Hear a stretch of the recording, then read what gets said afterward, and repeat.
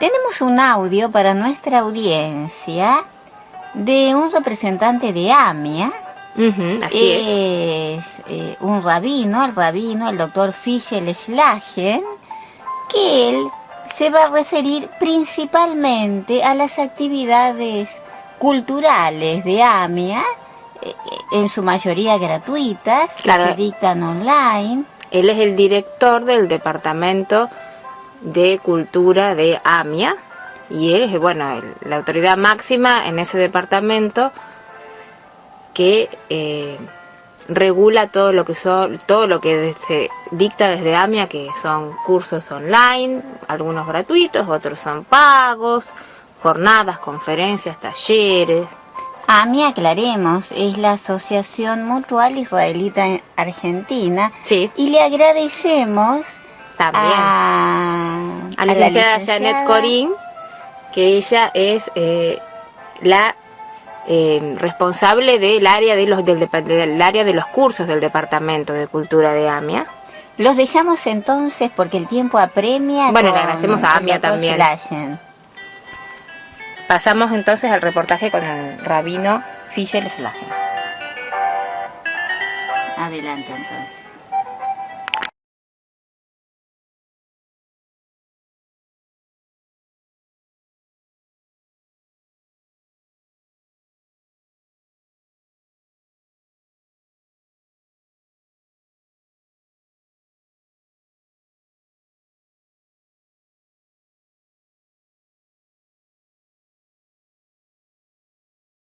Sí, rabino Fischel Schlagen.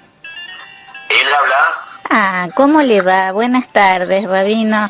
Le estamos llamando del programa radial El Derecho en la Vida Diaria y le agradecemos que haya aceptado nuestra invitación. No, por favor, gracias a ustedes. Sabemos y le transmitimos a la audiencia, usted es director de la sección de cultura de AMIA, ¿cierto? Soy el director del Departamento de Cultura de AMIA, correcto. Y tengo entendido que brindan numerosos cursos abiertos a todo el mundo. Sí, correcto.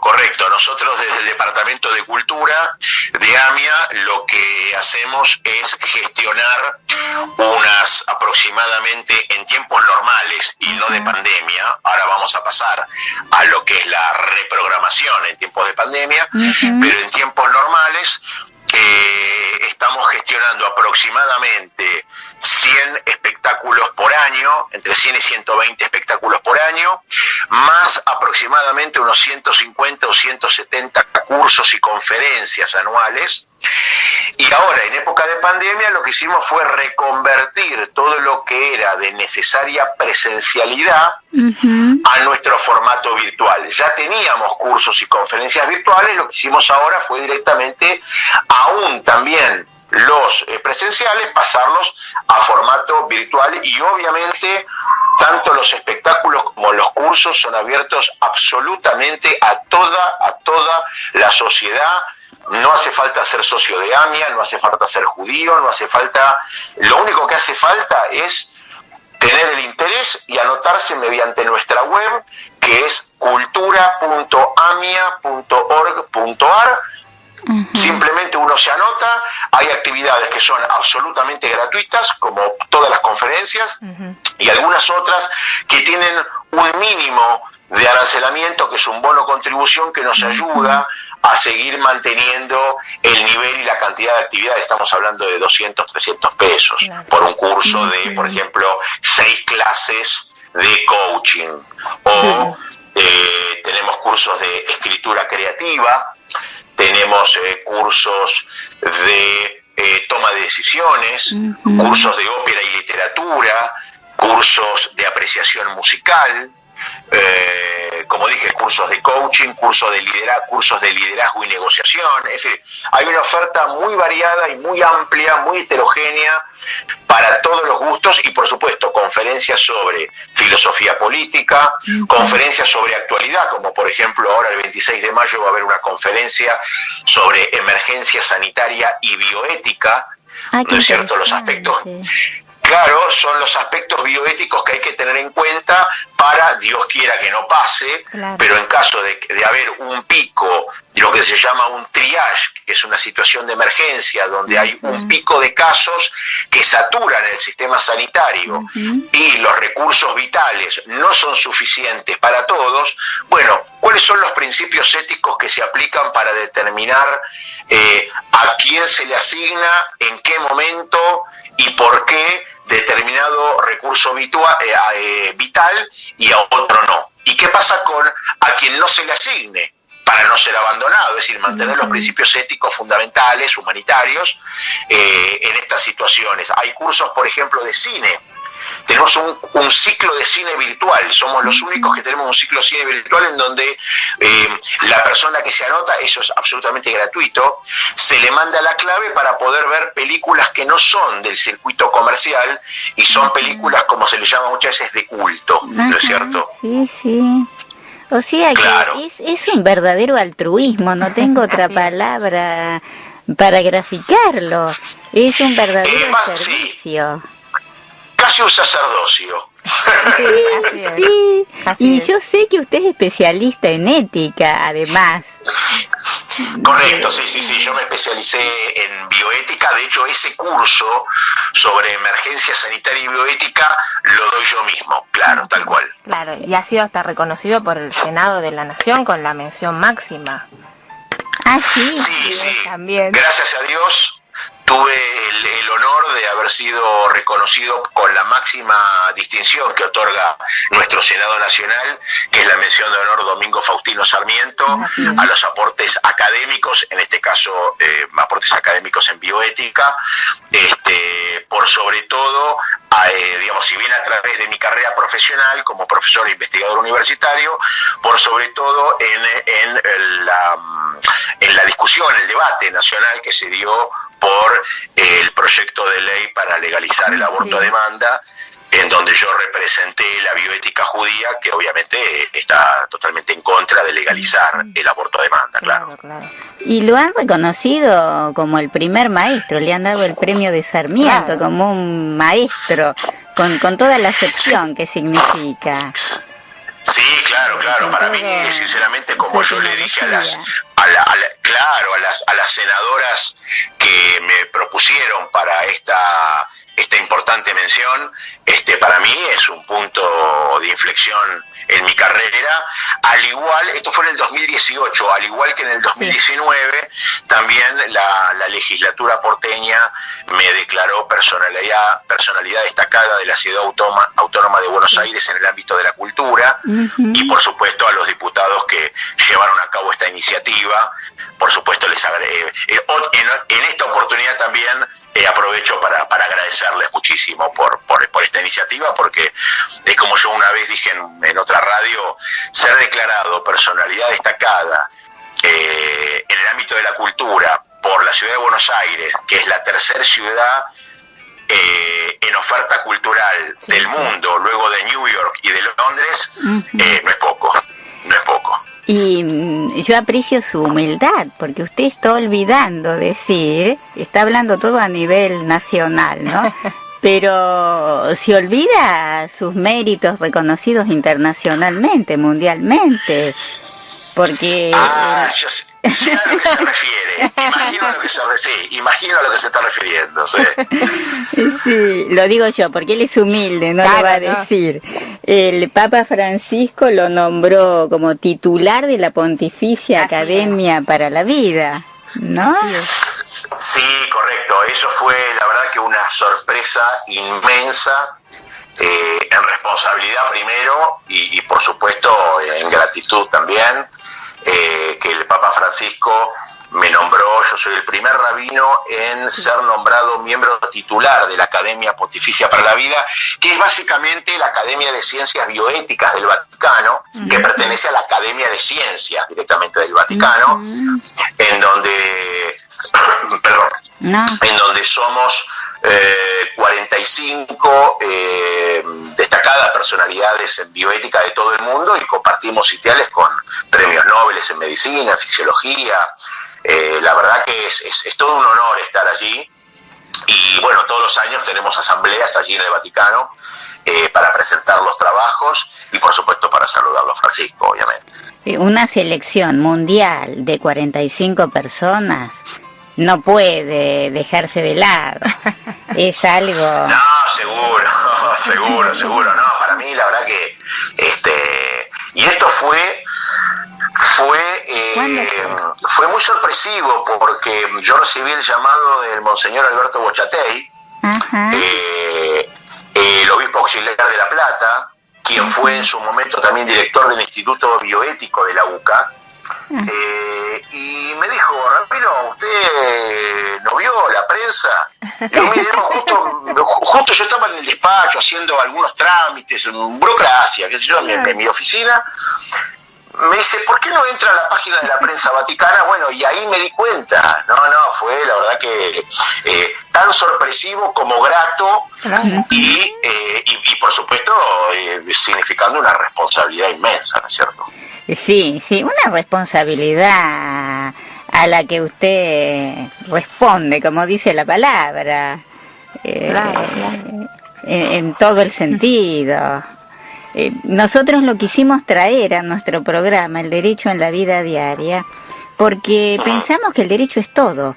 Nuestra vida está atravesada por el derecho. Claro, en el día a día. No solamente en tribunales, en expedientes. En la vida cotidiana. Partiendo del derecho a la vida, que es el derecho primero y fundamental que tenemos, el ius naturalismo mismo. Por eso queríamos tenerlo en nuestro programa, porque con sus conocimientos en todo lo que usted sabe, pero específicamente en bioética, yo creo que es un mensaje importante viniendo de su boca, viniendo de usted. Sí, a ver, el derecho a la vida es el derecho fundamental, es el principal, porque sin el derecho a la vida no existe ningún otro derecho que se aplique durante la vida del individuo. Con lo cual, si sacamos el derecho a la vida, no hay nada. Automáticamente se caen todos los otros. Claro. El más fundamental derecho a la libertad se cae sin derecho a la vida, porque no existe un ser viviente que pueda ser libre o esclavo. Y más en esta época que estamos atravesando, ¿no? En esta pandemia. Sí, esta es una época, la verdad que bastante conflictiva, en donde confluyen las emergencias, confluyen también la poca inversión que se ha hecho en salud pública, porque la verdad que el problema de triage es un problema de salud pública. Esto sí es un problema de salud pública. Sí. El aborto no es un problema de salud pública. El aborto es un problema ético-moral, en donde una persona quiere despojarse de la vida de otro ser concebido en una relación consentida pero accidentalmente, y no toma responsabilidad por sus propios actos.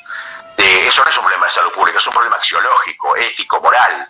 El problema de que no haya la suficiente cantidad de recursos sanitarios vitales frente a un aceleramiento de los casos, en este caso de COVID-19, eso sí es un problema de salud pública, porque quiere decir que faltó inversión en hospitales, faltó inversión en camas, en respiradores, y la verdad que al Estado no le hace, o sea, el Estado no carece de recursos, ni tampoco carece de digamos, de recaudación. Lo que pasa es que muchas veces se gasta mal, y todos sabemos a qué me estoy refiriendo cuando se gasta mal. Sí, más que mal, claro, tal cual. Entonces, claro, producto de la corrupción, producto de que se gasta mal, bueno, veamos cuánta plata, por ejemplo, se dedica a la política y no a la salud pública. Cuánta plata se dedicó a fútbol para todos y cuánta plata se dedicó a comprar instrumental médico, hospitales, o así como hablo de hospitales, puedo hablar de escuelas también, puedo hablar de alimentos para miles y miles de niños desnutridos en el norte. Es un problema político, pues es un problema de decisión en dónde yo invierto más plata y en dónde no. Es decir, es un problema de a qué le voy a dar prioridad o qué cosa voy a relegar. Claro, de Si acuerdo. pongo plata para fútbol para todos, relego por ahí la comida, por ejemplo. Claro, privilegiar unos intereses y no tener en cuenta principalmente la ética, volvemos otra vez. Bueno, usted mismo lo está diciendo, es priorizar el interés partidario, político, y no los valores que son universales, como puede ser la educación, la seguridad, la salud. Simplemente basta ver los presupuestos y las cuentas. ¿Cuánto se invierte en ciencia y tecnología? ¿Cuánto se invierte en salud, en educación, en seguridad, frente a cuánto se invierte en política? ¿Cuánto sale una campaña política, por ejemplo? Claro. ¿Y cuánto sale modificar un hospital o equiparlo con instrumental médico? Bueno, ahí los números están a la vista. Claro, no es un problema de escasez, es un problema de distribución de los recursos. Correcto. De asignación. Correcto. Puede haber un tema de escasez, pero es un tema el problema de escasez es un problema generado. Primero, antes de ver cuánto escasea, entonces primero veamos cómo distribuir mejor. Y ahí vemos cuánto realmente escasea. Distribuyamos con equidad, con justicia, sin corrupción, seguramente va a escasear mucho menos de lo que escasea hoy. Nos comentaba en un programa anterior el doctor Roberto Rosler, que él da historia de la medicina en la UBA, que él cuando se recibió, que hacía la residencia, le llamaban la atención los pasillos grandes que tenían los hospitales, y entonces preguntó por qué, y le dijeron que era precisamente por si había una epidemia, para usar esos pasillos anchos como camas, claro, improvisadas. Y ya eso es como que no queda, quedan como museos con esa estructura así de los pasillos anchos, y eso que en esa época había muchísima menos población que ahora. Y fíjese cómo el doctor habla de una infraestructura hecha hace décadas, pero con gente que había previsto que una situación así podía ocurrir. Tenían un criterio sanitario de previsión que hoy no se tiene. A ver, tenemos un ministro de salud que según él, el virus acá no iba a llegar tarde, y se ve que se adelantó, no sé. Se ve que viajó a mayor velocidad y se le adelantó. Sí, también nos comentaba el doctor del ministro de Italia que había hablado de esa cura, que él dice, yo no la encontré publicada, no encontré ninguna revista con referato. Sí, digamos, este grado de improvisación y de falta de inversión no es solo y no es propia de Argentina. Por supuesto, tenemos presidentes también de otros países, de otras latitudes, que directamente hacen caso omiso a la presencia ya del virus COVID y directamente ni siquiera no decretan ningún tipo de cuarentena o de aislamiento social, sino que promueven el no aislamiento y la vida cotidiana, cosa que es una política casi antihumanitaria. Hay de todo. Bolsonaro mismo dijo que la libertad era más importante que la vida. Ahí tenemos dos valores. Pero lo que pasa es que esos son formulismos que ni siquiera son ciertos en la situación, porque, o sea, si él estuviera en la Revolución Francesa, yo a Jean-Jacques Rousseau se lo acepto. Claro. Claro, por ejemplo. Claro, a los cautivos en el Monte Masada en el siglo II se los acepto, que tenían que elegir entre morir libres o ser esclavos de Roma. Acá me parece que estamos muy lejos de todo tipo de esclavitud. Son fraseologías efectistas que generan impacto, pero que totalmente falaces y no tienen absolutamente nada que ver con la realidad. Acá nadie se le está pidiendo que se esclavice.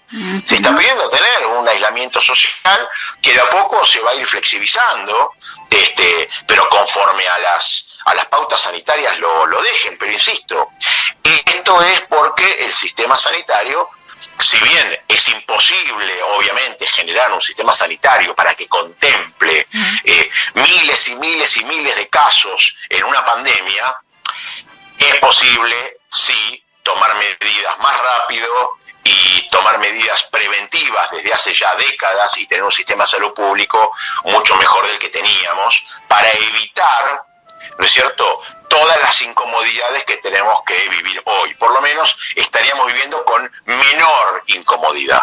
Ahí está claro eso. Estamos hablando con esto de los pabellones y los pasillos anchos de la época de Sarmiento, que justamente fue el premio que le dieron a usted, claro, el reconocimiento, ¿no? Correcto, claro. Representante de esa época, de ese pensamiento avanzado. Claro. Y justamente, claro, seguro. Porque es avanzado. Sí. Y era gente que con sus errores, era gente que pues como todos, ¿no? Con sus ventajas, con sus desventajas, con sus aciertos, con sus desaciertos, era gente que pensaba en un país que los trascendiera. Hoy no se piensa en eso. Hoy todo político, o la gran mayoría, y por eso estamos como estamos, digamos, no estamos por casualidad como estamos. Piensan en los próximos 2 años, 4 años, porque es lo que dura el mandato, a lo sumo una reelección y nada más, y después que se haga cargo el otro. O sea, hoy nadie piensa un país de acá a 20, a 30, a 40 años, porque para eso hay que tener verdadero patriotismo. Para eso hay que realmente, como habíamos comenzado la conversación, ser una persona altruista, no pensar en uno y hacer las cosas de forma tal de que por ahí mi nieto o mis bisnietos, si es que esa política tiene continuidad, lo puedan ver. Fíjese que pero para eso hace falta realmente patriotismo. Estamos hablando de las dos acepciones del otro, ¿no? Porque altruismo, alter, el otro, ¿no? El altruismo en sí. Y el otro, dejar que el otro se haga cargo, ¿no? Esa completa despreocupación. Y fíjense que incluso en el hebreo, como el idioma original de la Biblia, la palabra otro y la palabra responsabilidad se dice igual, tiene la misma raíz. Ajer es otro y ahrayut es responsabilidad. Quiere decir que el otro a mí me demanda una responsabilidad. Es decir, la capacidad de darle una respuesta al otro por lo que yo estoy haciendo. Esto obviamente ya se olvidó, tal cual, claro. Sí, pero es cuestión de reflotarlo. Seguro que sí, es un deber y para eso digamos, trabajamos, tal cual. Claro, aparte que desde AMIA, también hablando del otro, se realizan todas estas campañas de entrega de viandas y de ayuda, mucho a personas mayores también, que es algo realmente destacable, más en esta época. Nosotros tenemos un sistema de viandas en donde repartimos diariamente cientos de viandas a adultos mayores y también ayudamos a distintos comedores y también todo tipo de gente necesitada, hoy más que nunca, estamos teniendo campañas de donaciones en donde pedimos a la gente donaciones para poder mantener este tipo de viandas y de ayuda social, colaborando como para que a nadie le falte un plato de comida en esta pandemia y en estas situaciones tan difíciles que nos tocan atravesar. Es realmente encomiable la acción de AMIA. Usted como su representante es un exponente sumamente idóneo y estaríamos hablando muchísimo más, pero tenemos los tiempos que respetar, Rabino. El tiempo es el tirano acá. Claro, así es, Cronos. Es el déspota, sí. Claro, Cronos era un déspota, un tirano, se comía hasta sus propios hijos. Así es. Salió al padre igual. Sí, es de familia. Es genético. Rabino, en alguna oportunidad que usted esté por Rosario cuando se normalice todo, en algún momento, va a ser un gusto tenerlo presencialmente, si es que usted puede y está de acuerdo en los estudios. Por supuesto, va a ser un placer. Para mí un placer, un honor muy grande estar allí. Esperemos que esta pandemia pase, que pase lo más rápido y Dios quiera que nos encuentre lo más sano y menos destruidos posible, y con gusto estaré allí en los estudios compartiendo, hablando de distintos temas. Para mí va a ser un honor, va a ser un placer muy grande. Invitamos a toda la audiencia que se sume, que vean la página de AMIA, vean Cultura AMIA, vean todas las ofertas de todas las capacitaciones, todos los seminarios, todas las jornadas. Y también que se sumen también a este programa de ayuda social, ¿no? Correcto, sí, correcto. Pueden... hay bolsa de trabajo, creo, también. Ese servicio. Sí, tenemos un servicio de empleo que es uno de los más concurridos en todo el país.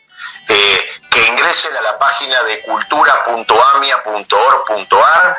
De hecho, los cursos son virtuales y en cualquier lugar del país y del mundo se conectan simplemente con un dispositivo y acceso a internet y pueden acceder a las conferencias, a los cursos, lo que fuera, lo que a ustedes les guste a partir de esa página. Y también una vez que termina el curso y al hacer el curso, ahí también tienen una leyenda en donde quien quiera donar, bienvenido sea, su donación va a ser usada justamente para mantener el sistema de viandas a los adultos mayores que estamos brindando de a cientos por día, tal cual. La difusión nunca va a ser poca y desde ya estamos a disposición por cualquier información que quieran brindar a través de nuestro medio, Rabino. Muchísimas gracias. Gracias a usted y seguimos en contacto entonces.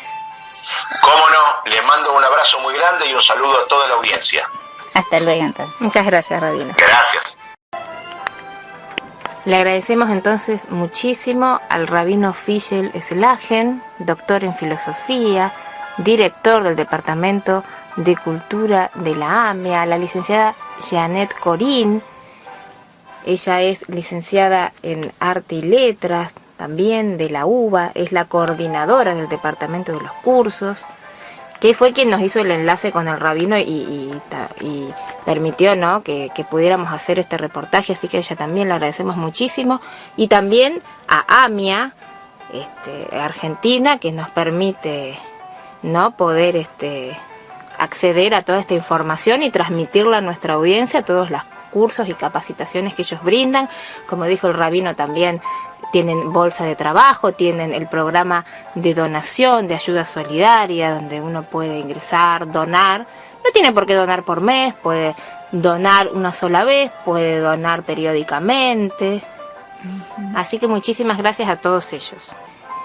Nos ha hecho llegar el Rabino, que tuvimos la entrevista en el bloque anterior, de este mismo horario, una gacetilla de prensa del día 13 de mayo, o sea, bien reciente. Claro, bien. La mandó el mismo 13 de mayo, seamos sinceros. Claro, sí.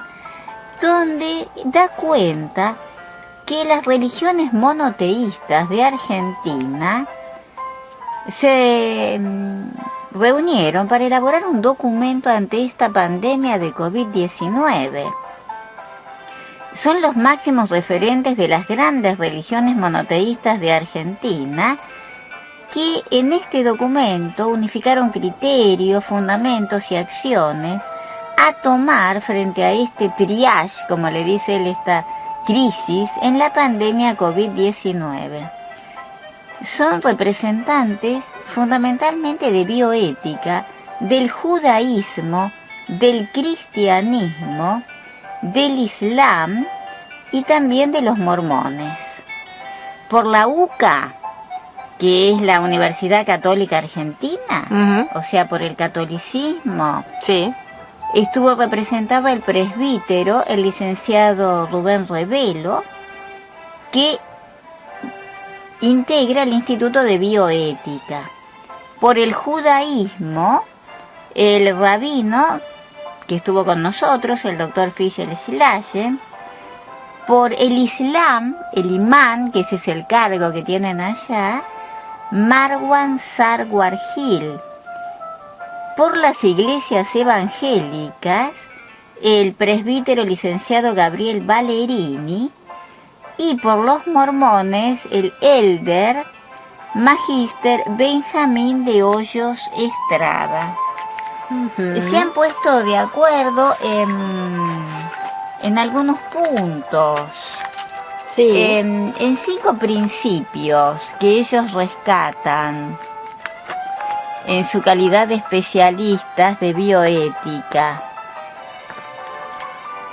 que se han ¿no? unido todo por una causa, digamos, podríamos decir que beneficia a todos, ¿no? Porque sabemos que son religiones representantes con ideologías muy diferentes, y sin embargo en esta situación del COVID se han reunido. Bueno, los principios que mencionaba Marta: el principio de protección de toda vida humana y su integridad física, el principio de totalidad o terapéutico, el de libertad responsable, el principio de justicia, el principio de subsidiariedad.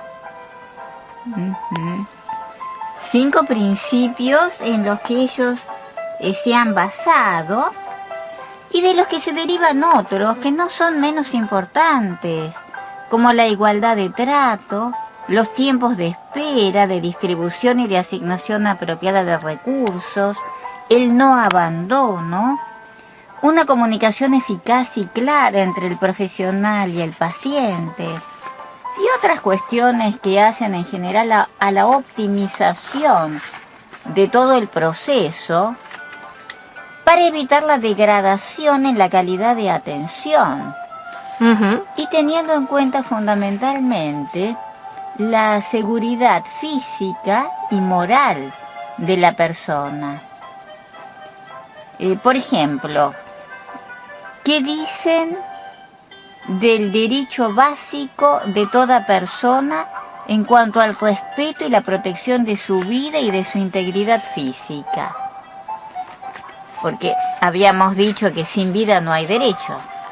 Claro, si el mismo es avasallado, no hay un fundamento para ningún otro derecho. Y por eso es primacía en toda consideración ética. Esta es una afirmación fuerte y clara en las religiones milenarias y compartida por la ciencia, que conoce el daño de anularlo.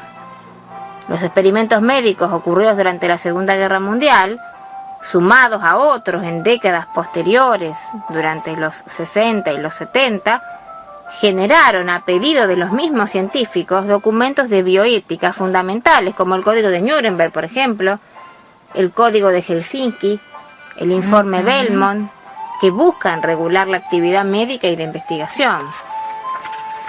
El segundo principio es el principio de totalidad o terapéutico, y es aquel por el que se puede intervenir sobre la vida física de un individuo y sacrificar la parte enferma, siempre con el consentimiento del paciente y a favor del bien total del paciente. Este principio bioético resume otros principios éticos, como el principio de no maleficencia, el famoso voto hipocrático de no dañar, non nocere. Claro. No tiene que ser este tratamiento causa del daño. Molina Luther. Así es, estaba pensando en eso. Y junto con este principio de no maleficencia está el otro, que es el principio de beneficencia. Claro. Que es la obligación de contribuir al beneficio o al bienestar de las personas. Nosotros igualmente le cursamos la invitación al rabino para que él nos cuente, ¿no?, sobre este proyecto, este programa en el que han firmado distintos representantes de renombre de nuestro país, que él seguramente lo va a explicar mucho mejor. Nosotros lo esperamos para otra emisión, para que nos explique y ahonde un poco más en la información sobre este tema.